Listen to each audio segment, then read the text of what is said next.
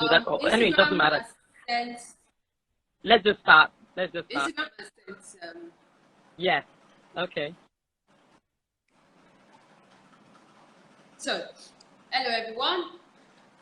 My name is Adeola Mashe, and I'm the programs manager for Alfo Healthcare Initiative. Alfo Healthcare is concerned about reducing the deaths of mothers and children in Nigeria, because Nigeria has one of the highest maternal deaths worldwide, and this is so devastating. And that's what Alfo Healthcare is really all about. Today on this live video, I have with me Mrs. Kemi Ogunyemi. And so let me shoot our profile for you. Mrs. Kemi Ogunyemi is a cancer nurse specialist with over 25 years experience. She holds a master's degree in healthcare administration and a master's degree in nursing from the University of Phoenix, USA. She's professionally registered in the US and in the UK and has been at the forefront of cancer care for over 2 decades. She has been featured in various articles. She has led positions in as unit director in Murray Health Hospital in Atlanta, at Royal London Hospital in the oncology and hematology department, and she's currently she's a nursing consultant at Marcelo Ruth Cancer Specialist Hospital at Victoria Island, Lagos. And last but not the least, she's the 4th commissioner, Lagos State Health Service Commissioner. She's Commissioner 4. Ladies and gentlemen, please welcome Mrs. Kemi Ogunyemi. Hello, Diola. Thank you. You tried there. I know it's the first Alfo Health's first live video, but hopefully we'll be able to share it with others. It's recording, and then people can actually listen to it. And we thank the couple of people that are sharing with us live. So nice to be here. Yes. Thank you for honoring our invitation. That's okay. So today is 4th of February, which is World Cancer Day, and the theme for this year is I am and I will. So yes, what is your understanding of that theme, and how do you think it's relevant to today, 2021? Okay, so I am and I will is the slogan for World Cancer Day all over the world. So people who are involved in cancer care, depending on what you are, whether you're a health giver or, to tell you the truth, whether you're even a patient, somebody who has cancer. So basically, I am means who I am. So I am Kemi Ogunyemi. I will, as in I will provide good care to cancer patients, or I will ensure my patients are safe and get the best care while undergoing their treatment. So basically that's what the slogan is. So I am Kemi Ogunyemi. I am the Director of Nursing at Marcel Ruth, or I am a Commissioner on the Health Service Commission. I will, whatever it is I'm going to do. And mine is I'll ensure that our patients are safe while undergoing chemotherapy. So that's basically what that means. Great. Oh. So talking about cancer itself, cancer is so talking about how you ensure that your patients get the best treatment. What are the challenges that practitioners actually face when treating and handling cancer patients? Okay, so basically, the biggest challenge, and I'm sure our conversation will go on to preventive care, the biggest challenge is when people present late. So basically, the cancer is now in the late stages. So we always say early detection is the best thing so that we can treat, but people don't come early enough for different reasons. So they present with stage 4, they present with metastatic cancer, which means the cancer has spread to other parts of the body. For various reasons, cultural reasons, they've gone to the church first, or they went to, a doctor who didn't really know what they were doing, or they just totally ignored. and then they start running to us. And that's probably the biggest challenge, because it's too late most of the time. And it's sad when you hear some stories and you feel if only they'd come earlier. There's a lot of regret. So for me, that's the biggest challenge. The second challenge I would say is people can't afford healthcare. So it's people just can't afford it. So the chemotherapeutic drugs are extremely expensive. Radiotherapy is very expensive. So and then some of the drugs are not available as well. So that is a challenge in Nigeria. Okay, so now how do you think the government is really handling this challenge? Because the cancer deaths have significantly increased by about 20% over the last decade, of 30%. So how exactly is the government responding to cancer awareness and treatment options and subsidizing drugs? How do you think they're actually responding to it? Okay, to tell you the truth, to be honest, we're not really addressing it well. We're probably, I think we're second to India with the highest number of incidences of a cancer, be it breast, be it lung, be it whatever cancer it is. And yes, we're not addressing it appropriately. So most of the hospitals or clinics that actually do provide good cancer treatment are private. Hence what I was saying earlier, that people can't access, they can't afford it. However, having said that, in the government hospitals, there are series of awareness programs. People are saying, come to hospital. We could do more. There isn't enough.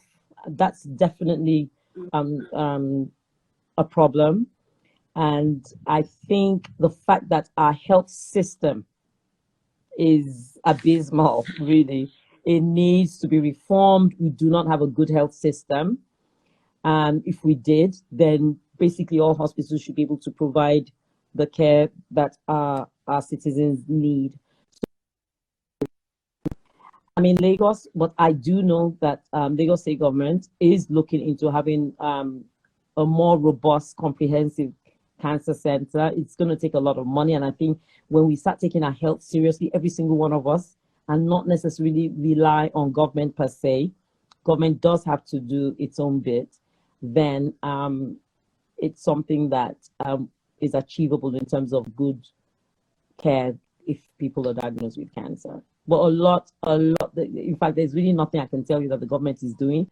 What they're doing is little. It needs to be expanded. That's basically what I'm saying. Yeah. Great. So, Ma, you spoke about people presenting at stage 4 as one of the challenges of cancer, and the challenges that you've experienced in your you've encountered in your experience. So, please, can you expand on that, especially because January was Cervical Cancer Month, and recently at Alfo Healthcare Initiative, we also embarked on, late last year, we had cancer free screening, which we sponsored for over 100 women. So please, can you expand on how we can actually achieve prevention, how we can actually, what are the necessary steps to actually take hold of, because we cannot afford treatment. Government is obviously not doing so much regarding treatment. So how can we channel all our energy into understanding that prevention is our best bet in this part of the world, especially with vaccines? Well, I mean, like the first thing you said was, people should take advantage. You find out that your local government is doing a free medical check. If people can't afford it, they should actually just go there. And I think taking responsibility for your own well-being and knowing how to live a healthy lifestyle. Because at the end of the day, nobody knows what causes cancer. Nobody knows. However, we do know the risk factors that could predispose you to having cancer. So, for example, we know that for breast cancer, which is the most common in women, for breast cancer, we know, for example, that if there's a history of breast cancer in your family, your risk is higher. We go by risk. Your risk is higher. So if you know, for example, somebody's mother has breast cancer, maybe the sister also has breast cancer, and you are part of that family in terms of close family, you should learn how to do self-breast examination, you need to know your breath, you need to be able to feel for anything, and as soon as you feel anything, you head off to the doctor. If you're older, you do a mammogram and all those kind of things. That's for breast cancer. Apart from familiar tendencies, you also need to eat properly. Good nutrition, exercising, no smoking, no drugs, no alcohol. Eat fruits, drink plenty of water, exercise, know your body, visit your doctor, do your yearly regular checks. And so instead of spending all your money on things that don't even make any sense, sometimes from what we've seen with the COVID, we're all stuck at home, spend some of that money on maybe your birthday and say, on my birthday, I'm having a check, my regular check. And it just involves blood tests. And also when you go to the hospital or a clinic, they'll teach you how to do your breast examination. They'll ask you questions and they'll do all those blood tests. And if you do that yearly, in between that year, if anything pops up, when you go for your check next, they'll be able to detect whatever it is. So for example, you were talking about cervical cancer. It's every 3 years. The test to detect if you have cancer is every 3 years. So come on, why should the incidence of cervical cancer be high? It's there for us. So we need to educate ourselves. We need to be aware. We can't rely on government to do everything. You need to be responsible for your own well-being. And those are the kind of things that will help you with that. I know some of these things are expensive sometimes. For example, ovarian cancer, there's no there's only one test, and that test is expensive. However, all those other things I mentioned, if we stick by it and be conscious of what is going on in your body, and if you know something's wrong, because usually people know that there's something wrong, but they ignore it. And I can tell you, because of the culture we have, I actually spoke to somebody today. I said, you need to get the help, your check. And she said, there's no point, because if I now go, they're going to find out something is wrong, and that's the beginning of problems for me. So, come on with that. So we had to sit down and have a discussion about it, that guess what? If there is something wrong with you, you want to find out early, because if we detect something early and we treat it, that is it. You may not have to deal with it again. In fact, the chances are that you've caught it on time. There are people who will tell you that they were told they had breast cancer 20, 25 years ago. And it's not a problem right now. Meanwhile, some people get detected 6 months, and within 6 months they're dead. What's up with that? The difference is early detection and late detection. Yeah. Okay. Also, thank you so much, Ma. Still talking about prevention. The HPV vaccine. How effective is the HPV vaccine in preventing cervical cancer? Okay, so cervical cancer is 99% is caused by the HPV, which is the human papilloma virus. It's a virus, and in the Western country, in England, America, they came up with the vaccine. The vaccine can be given to boys and girls as young as 9 years old, because the HPV is transmitted sexually, basically. So if the science behind that is that the vaccine will prevent you getting cervical cancer, it's actually that virus that it prevents. So you have like the COVID vaccine. It's supposed to help prevent COVID. That's the same thing as with the HPV. However, you can give it as early as 9, 10-year-olds, and that's what they did in England. They sent letters to parents, and some parents opted not to, and some did. However, it is expensive. It I believe it's 8,000 per injection, and you take 2 injections 3 or 6 months apart. We do have it in Nigeria, and like I said, it's available if people want to take it, but it's not something that was there wasn't a lot of awareness about it in Nigeria. Okay. One of the I've been trying to have research to back it. One of the research I haven't really found is how much that vaccine has significantly reduced the incidence of cervical cancer in people who have taken it over a long period of time. But let's put that aside. So, Ma, are there really any life-saving cancer treatment available home and abroad? At the moment, are there really any life-saving cancer treatment available? No, not really. I can't, apart from cervical cancer, which is the HPV, to prevent it. All the other breast cancer, for example, you can only, you can't necessarily prevent it. But like I said earlier, very, very important to know this for all cancers. Your body is made up of cells. Cancer is when those cells proliferate, they continue to develop, they continue to increase, even though they're not even matured.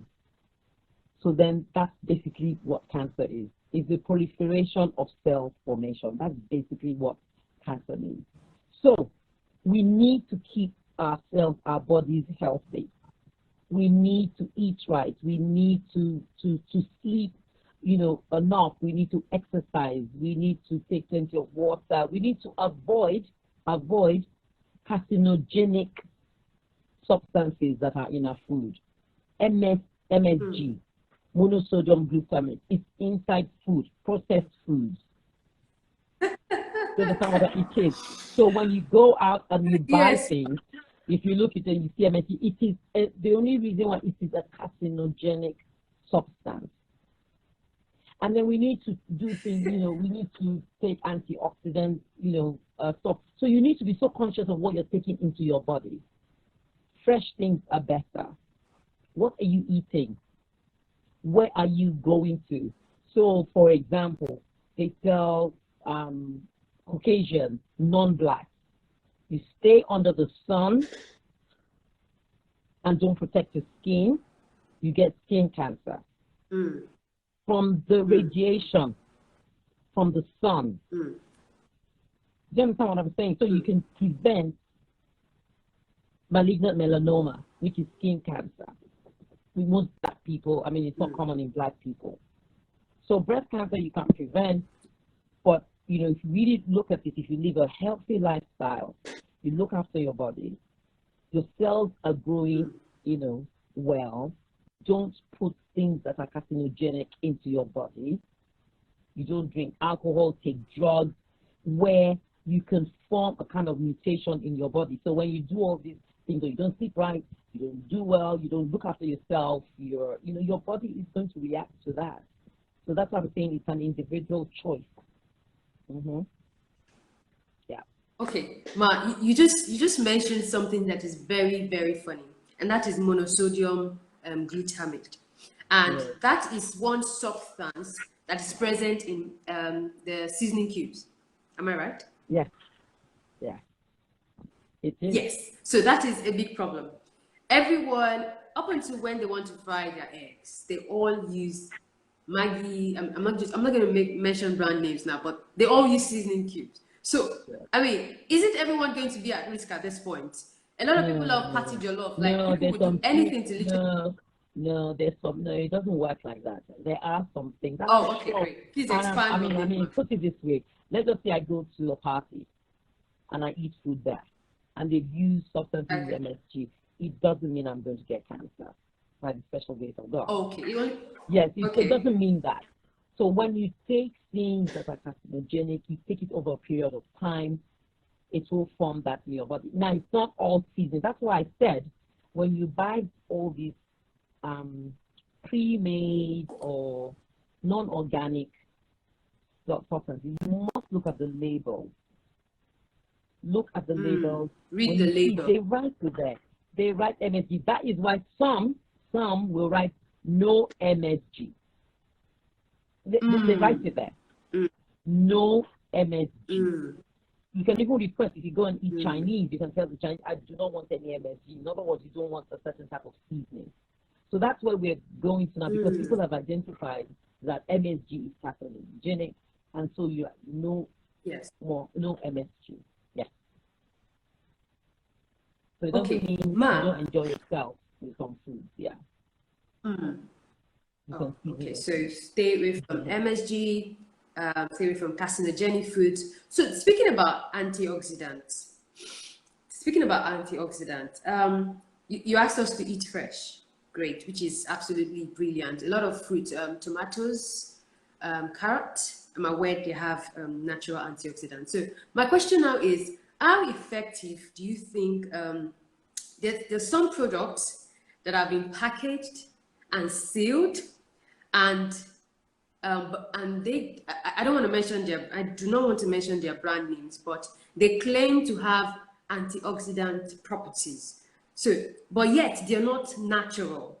So how effective do you think these products are in helping the body fight against cancer? Because they claim to have antioxidant properties in them, yet medicine and healthcare advises that we should eat fresh. But then these people have also have backing from top organizations. So how do we if they say they have antioxidants, then they have antioxidants. If they say they have antioxidants, you've got to believe. So if you go into a supermarket and you have two products and one says it contains antioxidants, why not? Why you don't want to? You're not going to stand there and disprove the property. You buy the one that says it contains antioxidants. It's a going to foods that we eat a lot of earth foods, yam, potato, like you mentioned. Our tomatoes are fresh, onions, and we make those ones. That's fine, even though we make them as well, and our fruits as well. I mean, we have all the different seasoned foods and all that. We have to be careful with fertilizers as well. We have to be careful with what people put in exactly. So, and that's what I'll say, that just look at your label, eat fresh food, so important. Oh my goodness, I can't believe it.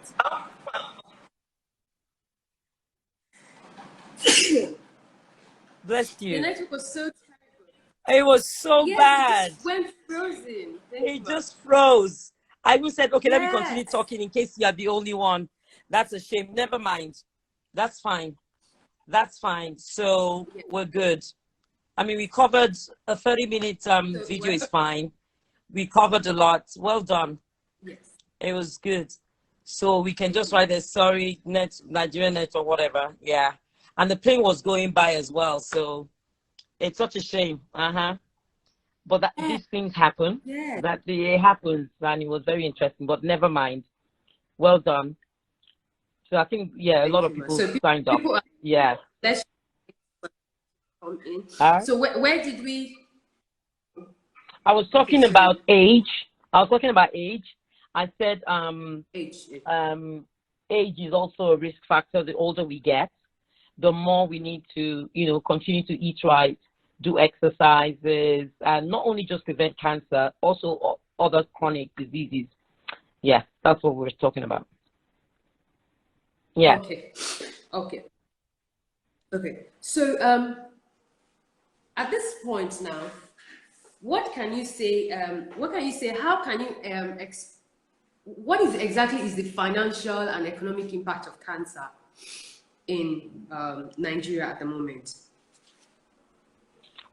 Oh, in Nigeria, it's very expensive. That's just the bottom line. It's expensive. that's why NGOs like Alfo, for example, NGOs are helping out. So, for example, if somebody is diagnosed, the oncologist or the doctor who's diagnosed or refers to the oncologist should be able to refer the patient to cancer centers. For example, Marcel Roof Cancer Center is a brand new, state-of-the-art, one-stop shop cancer center. So the person comes, obviously pays for consultation, and then they can break down how much. Most of these cancer centers have NGOs, for example, like Alfo Healthcare Initiative can connect with this cancer centers, and then we can find out how much it is, and then we help the individual. And that's basically how people do have family members who are caring or who have the means, and they go and find the money. That's the thing, because you see, at the end of the day, health is wealth. Health is wealth. So the NGOs have been saving the day. Lasuf is a government-owned hospital, so they're not as expensive as the private clinics or centers, but they have to pay for the drugs, the care, the radiotherapy. For example, Marcel Roof is the only, actually it's the second center that has what they call a beam, linear beam, and that is for radiotherapy. And guess what? There's only 5 in the whole of Africa, and we have one in this. Yes. So a lot of people are going to be referred to Marcel Roof, and they do other things as well. People find the money, and those who can't, the NGOs help. It is expensive. It's not just expensive financially, it affects people mentally, it affects family members, your way of life, because nobody wants to hear that you have cancer. Nobody wants to hear that. That's why they call it the big C. But when you hear it and you're upset about it, you get to hear that people will find the money and they get well. But the NGOs are there to help as well. Okay? Yes. Wow, thank you so much, Ma. And another thing is, I think one of the great impact, or I think one of the great disadvantage about cancer is because, first, it is very expensive if not diagnosed early, and the emotional and mental impact it has on the patients and families is beyond imagination. So aside prevention, what else do you think?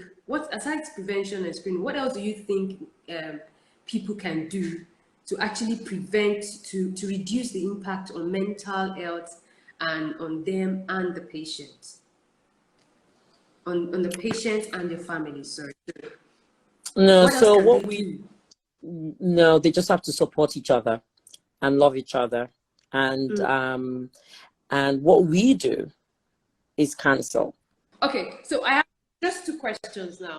Yes. I'm going to ask you, so what policies do you think the government can put in place to actually make life a lot easier for people going through cancer and being able to prevent, to afford screenings to prevent cancer? So policies would you suggest that? No, there can't be. No, it's just a good health policy. The first thing is our health system, I told you, is broken. It's not good enough. So they need to make it stronger. We need to ensure that we have the right staff. We need to ensure that the structure is in place.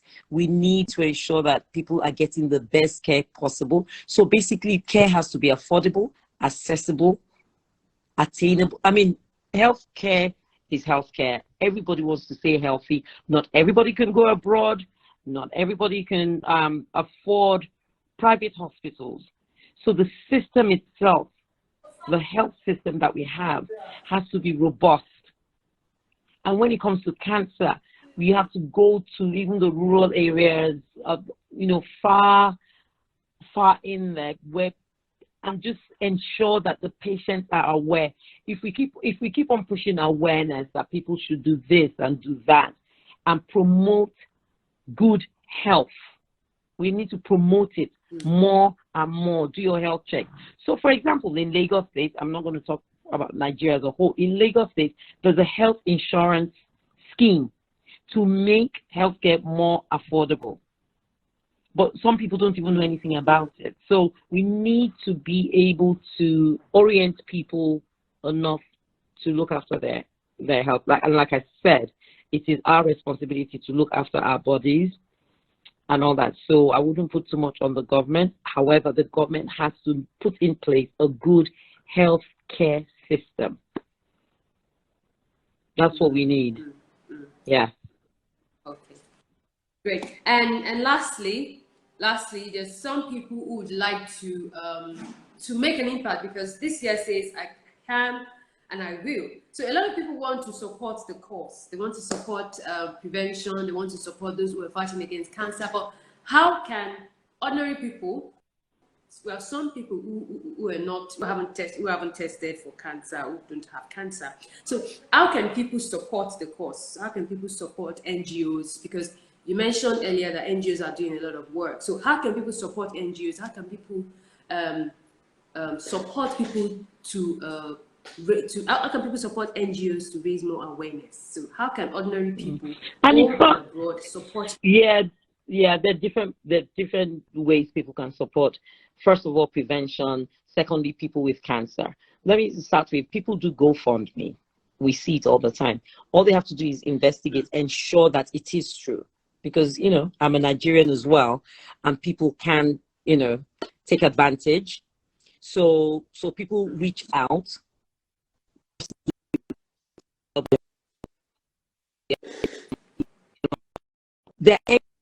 So people who feel, you know what, I want to bless somebody who has cancer, or usually people that have already been to cancer and now